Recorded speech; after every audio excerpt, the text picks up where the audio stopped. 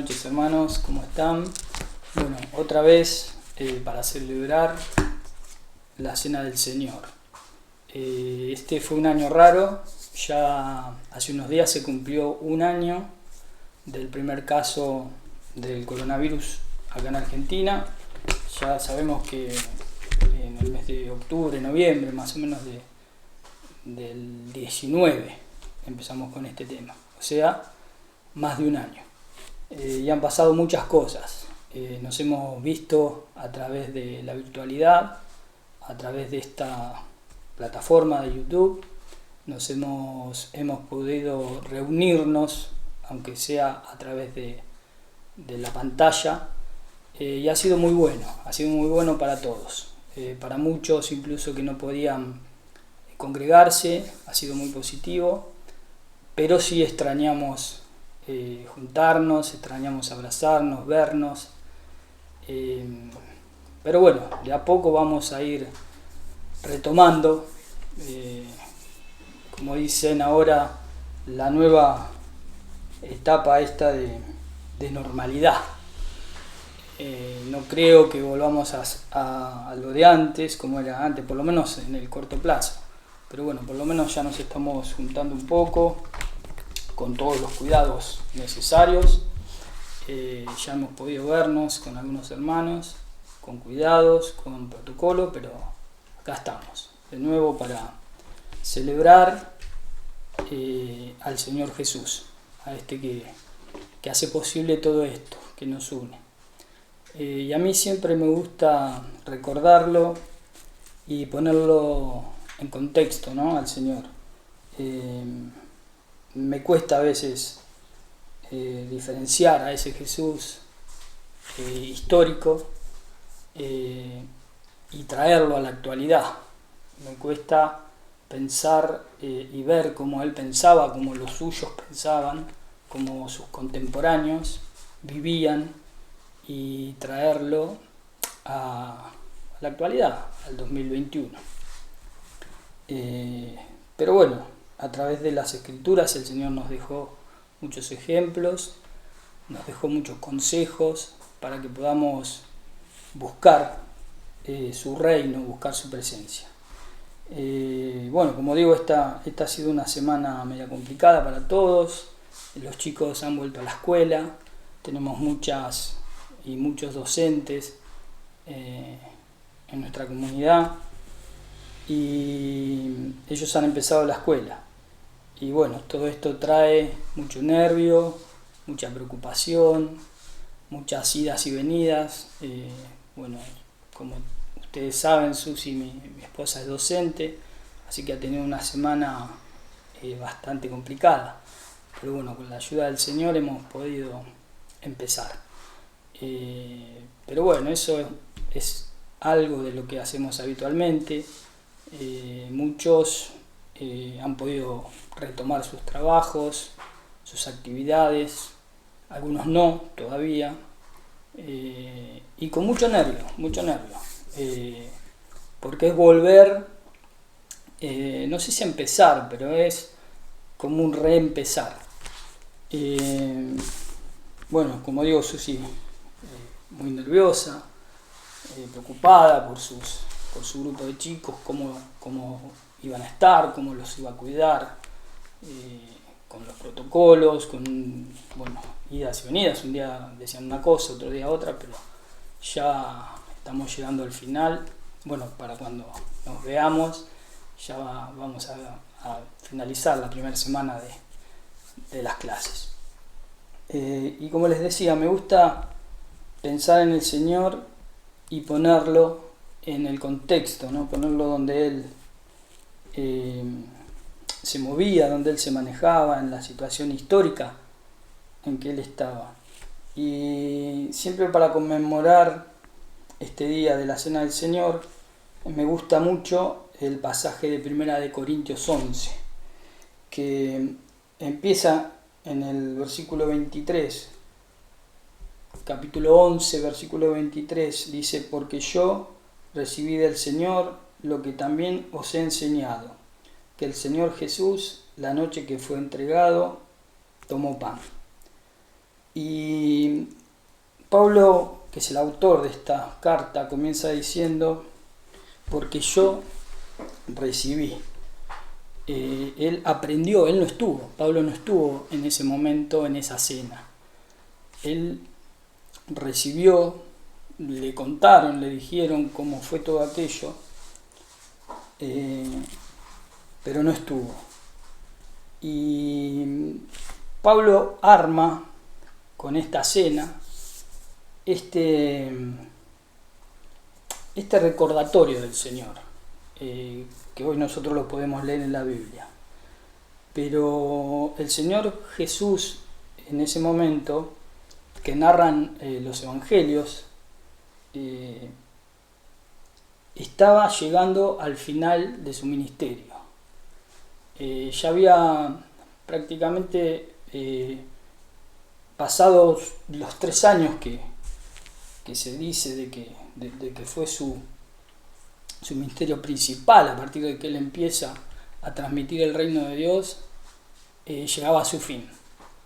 Él sabía que incluso esa misma noche de esta cena él iba a ser entregado, él iba a ser apresado para su posterior enjuiciamiento y su muerte. Y no fue fácil para él llegar a esa situación, y menos en ese ambiente tan hostil, no solo porque era el Hijo de Dios y no solo porque vivía en ese lugar de la tierra y en ese año. No solo era difícil para él, era difícil para el resto de los seres humanos que compartían y que vivían en Palestina en esa época. No debe haber sido fácil la vida para nadie. Muy pocos tenían privilegios y disfrutaban de algunos placeres. La mayoría de las personas vivían en una forma muy primitiva todavía. Si bien el Imperio Romano ya había llegado hacia varios años a dominar esa parte del territorio, esa modernidad que traía el Imperio Romano no es como nosotros lo conocemos ahora. Estamos hablando de hace más de 2000 años atrás. La gente vivía muy precariamente, en situaciones a veces de mucha indigencia. Ese fue el público, esa fue la gente que el Señor Jesús vio con sus ojos, que palpó, que caminó con ellos. Mucha necesidad, mucha enfermedad, muchísima enfermedad. Usted piense que todavía no existían las medicinas que nosotros hoy conocemos, tan avanzadas, que la ciencia ha logrado las medicinas. Sí, tal vez hierbas y alguna otra cosa que el hombre se ingeniaba, buscaba prueba y error para algunas dolencias. Por ejemplo, la lepra era una enfermedad muy dolorosa que, según dicen, hoy todavía en algunos lugares existe. Sin ir más lejos, acá mismo en Sudamérica hay algunos lugares que todavía existe. Los leprosos eran apartados de la sociedad directamente, eran echados fuera de la ciudad, y eso ya desde el Antiguo Testamento Moisés recomendaba estas normas sanitarias, en realidad, incluso de lavarse las manos, de no tocar un cadáver, de apartarse de los leprosos. O sea que la sociedad en ese momento, los seres humanos sufrían mucho. Bueno, nosotros no estamos muy alejados de eso. Seguimos todavía si bien ha avanzado mucho la tecnología, ha avanzado la ciencia, muchas veces seguimos viendo mucha vulnerabilidad en las personas, sin ir más lejos, cuando perdés el empleo, caes de rango social, vendría a ser, pongámosle, y del día a la noche, no solo el empleo, podés perder un ser querido, podés estar en una situación de indefensa, de una edad avanzada. Los jóvenes pueden estar en una situación de no conseguir empleo. Bueno, y no hay, ni hablar del tema de la pandemia que nos tiene a todos a mal traer. Y Pablo, si bien era contemporáneo de Jesús, él no había estado mucho con Jesús. Así que esto él se entera o le cuentan, o durante su caminar en el Señor, le narran esta situación de que ocurrió esa noche, y lo transmite, y está en el libro o la carta a los Corintios, en el capítulo 11.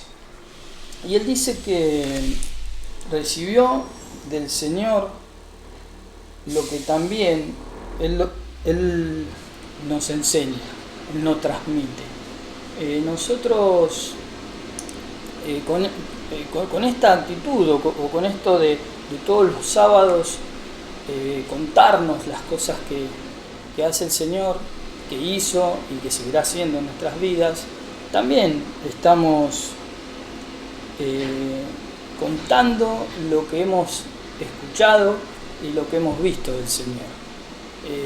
Solamente lo que Él ha hecho en nuestras vidas los vamos transmitiendo, y esto es lo que Pablo intenta hacer en esta carta y en la mayoría de sus cartas. Dice que el Señor esa noche iba a ser entregado, la noche que fue entregado. Estaba cenando, estaban festejando la Pascua, estaban cenando con los discípulos, y tuvo que,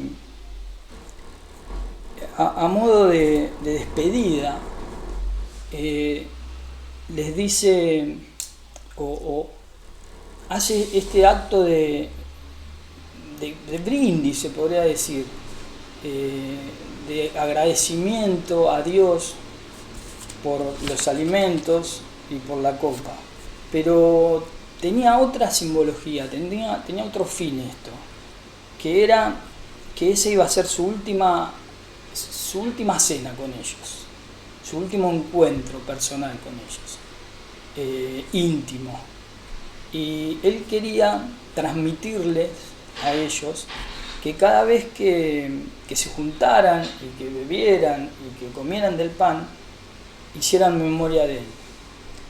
Y eso es lo que llega a Pablo, y aún mucho tiempo después, porque esto está escrito muchos años después de la crucifixión de Jesús, lo seguían haciendo, seguían haciendo este rito, si queremos, de la cena, de tomar el pan, de comer el pan, de tomar el vino y hacer memoria del Señor. Me gusta muchísimo este pasaje, porque nos habla de un acto que debemos hacerlo, pero pensando exclusivamente en Jesús.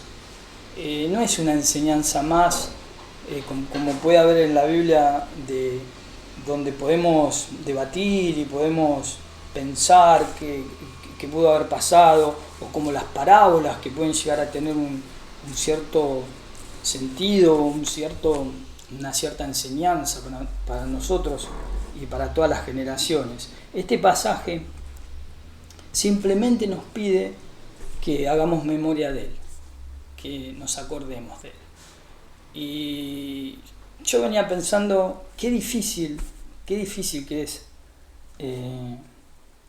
estar en una situación de angustia, en una situación de estrés, en el trajín de la vida, y detenernos por un instante y pensar en Él. El salmista David, en un salmo que todos conocemos y muchos hasta de memoria, que es el Salmo 91, dice que el que habita al abrigo del Altísimo morará bajo la sombra del Omnipotente. Diré a Jehová, esperanza mía y castillo mío. Y el versículo 15 dice: me invocarás y yo te responderé. Con él estaré en la angustia, lo libraré y le glorificaré. De nuevo, me invocará y yo le responderé. Con él estaré yo en la angustia, lo libraré y le glorificaré. Lo saciaré de larga vida y le mostraré mi salvación. Invocaremos al Señor y Él nos responderá. Qué hermosa promesa para este tiempo tan difícil que muchos estamos viviendo, que aquellos que habitamos al abrigo del Altísimo, invocaremos su nombre y Él nos responderá. Es hermoso pensar que a pesar de estar inmersos en una dificultad, invocaremos su nombre y Él nos responderá. Hermanos, este tiempo ha sido distinto, pero como dice John, la iglesia ni siquiera es las cuatro paredes. La iglesia somos nosotros, somos su cuerpo. Y la iglesia ha permanecido activa, ha estado viva y lo seguirá estando, porque Él es la cabeza, Él es la roca. Y de muchas maneras. Por ejemplo, los miércoles de crecimiento, hay un grupo de WhatsApp de miércoles de crecimiento, que es hermoso. Hay 55 personas todos los miércoles hablando del Señor, meditando en el Señor, dándose ánimo, orando los unos por los otros. Hay un grupo también de WhatsApp de oración, donde somos aproximadamente 25 personas, y créame que si usted no participa, pida agregarse, porque hay mucha necesidad de oración en este tiempo, muchísima. Todos los días estamos recibiendo pedidos de oración por sanidad, por gente con angustia, por gente que ha perdido trabajo, y es una buena oportunidad que tenemos para invocar el nombre del Señor y tener la certeza de que Él en la angustia nos responde. Está bien, uno ora con fe y el Señor responde. A veces es un no, muchas veces es un no, pero el Señor nos llama a invocar su nombre. Yo creo que eso es lo más importante. En la oración no solo ponemos a nuestro prójimo delante del Señor, a el necesitado delante del Señor, sino también nos estamos poniendo nosotros delante del Señor, invocando su nombre. Porque, vuelvo a repetir, como dice el Salmo, el que habita al abrigo del Altísimo morará bajo la sombra del Omnipotente. La sombra del Señor nos cubre. Y no hay nada. Y si usted sigue con el Salmo, el Señor nos promete protegernos. Y usted me puede decir, bueno, pero Pablo muchas veces tuvo necesidad, muchas veces sufrió, muchas veces fue azotado, muchas veces fue encarcelado. Bueno, lo terminan matando también. Pero Pablo sabía cuál era su meta, sabía cuál era su Señor, sabía cuál era el reino al que él pertenecía. Ahora, al compartir esta cena, pensemos si somos parte de ese reino. Pensemos si moramos a la sombra del Altísimo. Él nos prometió que si invocamos su nombre nos va a responder. Y esto nos da ánimo. Esto por lo menos a mí me da ánimo, porque sé que más allá de cualquier prueba, más allá de cualquier dificultad, el Señor al invocarlo me responde. Y créame que me da mucho valor. Y eso es fe. Eso es fe. Y la fe viene del oír al Señor, de escuchar su voz, su palabra. Esta carta sigue diciendo que él tomó el pan y habiendo dado gracias lo partió y dijo: tomad, comed, este es mi cuerpo, que por vosotros es partido. Haced esto en memoria de mí. Así que vamos a tomar el pan. Cada uno en sus casas va a tomar una porción de pan, que es un símbolo del cuerpo de Jesús, que fue por nosotros entregado en la cruz. Y vamos a dar gracias por ese sacrificio y vamos a comer. Padre, te doy gracias, Señor, por tu amor. Gracias porque tú nos tienes en tus manos, Señor. Moramos bajo la sombra y bajo el cuidado de tus alas, Señor. Gracias por tu amor, gracias por tu protección, gracias por tu compañía, Señor, que a pesar de la dificultad, a pesar de los momentos que se están pasando, tenemos esperanza, Señor, de que vos sos nuestro Salvador. Te doy gracias, Señor, por este pan, que lo comemos haciendo memoria de tu Hijo Jesucristo, Señor. Gracias. En nombre de Jesús.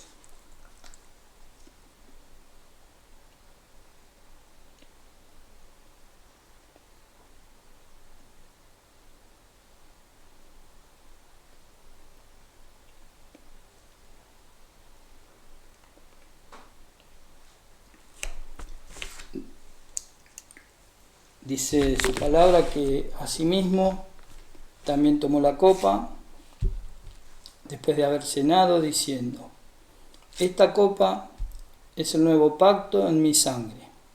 Haced esto todas las veces que la bebiereis en memoria de mí. Padre amado, te doy gracias, Señor, por esta copa que simboliza la sangre derramada en la cruz. Y ahora al tomarla, Señor, te pido que nos bendigas, que nos guardes, que nos protejas, Señor, bajo tus alas, en el poderoso nombre de Jesús. Amén.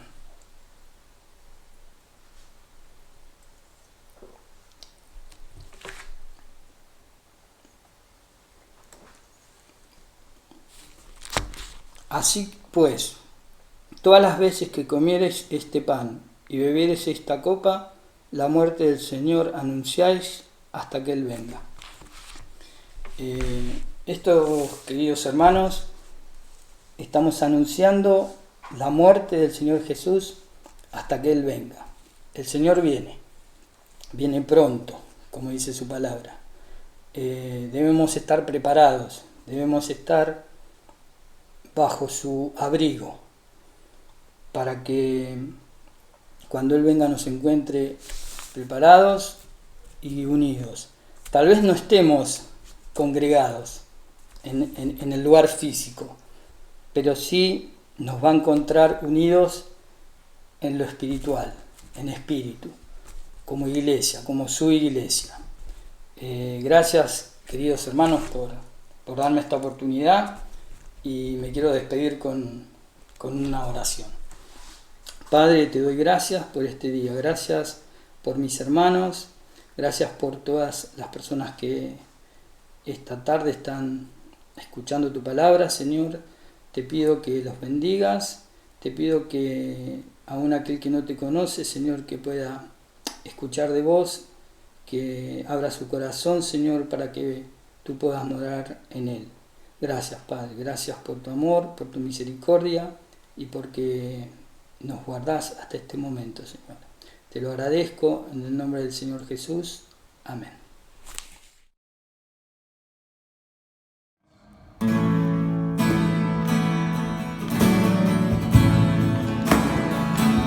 Resucitó.